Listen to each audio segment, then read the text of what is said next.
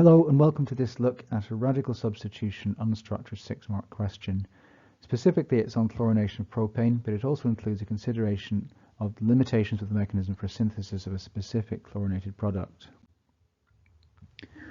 So the hydrocarbon propane can be reacted with chlorine to prepare 2-chloropropane. It gives you the structural formula of that compound, and it says it's by radical substitution. And they want you to describe the reaction, including an overall equation, the mechanism with the names for all the steps, and the limitations of this method of preparation of 2-chloropropane. So if we highlight the things that they're looking for, we can then decide how to structure our answer so as to guide our thinking as we put our answer together. So that also allows us to think about one thing at a time and not overcrowd our brain and potentially make mistakes as a result. So the first thing to do is the overall equation. Obviously, I'm going to use structural formulae as they suggest, or as they might imply, by putting the structural formula in themselves.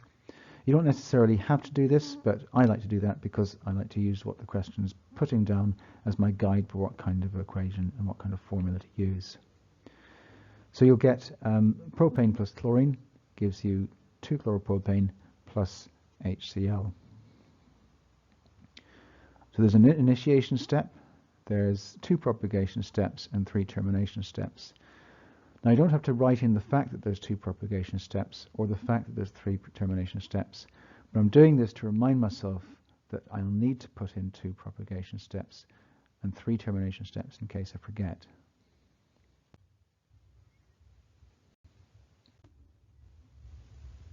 So my initiation step is Cl2 going to 2Cl dot.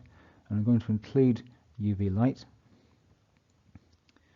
So my Cl dot, my radical, is attacks or reacts with a propane molecule to make a propyl radical and HCl.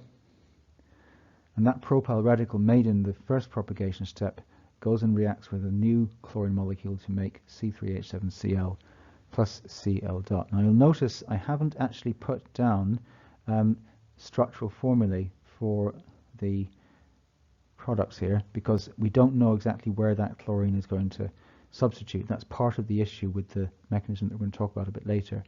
They want us to prepare 2-chloropropane, which does get made, but there's also the chance that 1-chloropropane can get made as well. So you'll notice I've not really committed myself to either 2-chloropropane or 1-chloropropane in my propagation steps. So the termination step is basically what are the different combination of radicals that could come together and react to form a molecule. So either 2 different ones come together, the propyl and the chlorine radical, to make C3H7Cl, or 2 propyl radicals make hexane, or 2 chlorine radicals make chlorine. Now, like we said, there's other monosubstituted products such as CH2Cl, CH2CH3, which is 1-chloropropane, or further multiple substitutions. I'll give you some examples there. They're not exhaustive, that's just 3 possibilities. So that covers our limitations for the method of preparation. Let's now have a look at the mark scheme.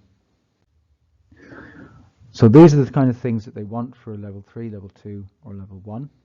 And the indicative scientific points you would use are things like what's on the right-hand side there. Okay, hopefully it's been a useful look at this question. Until next time, thanks for listening and see you soon.